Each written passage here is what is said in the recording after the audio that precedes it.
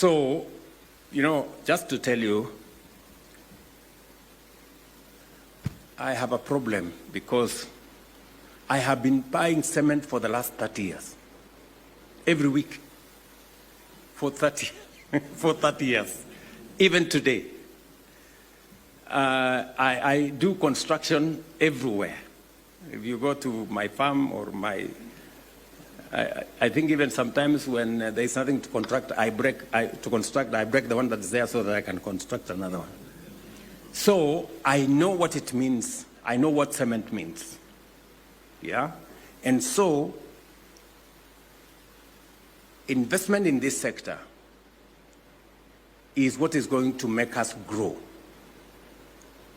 My intention is that for the next 20 years, Kenya is going to be one big construction site. For the next 20 years. So those in the construction industry, you have business. So mujipange. Wale watu wa simiti mujipange.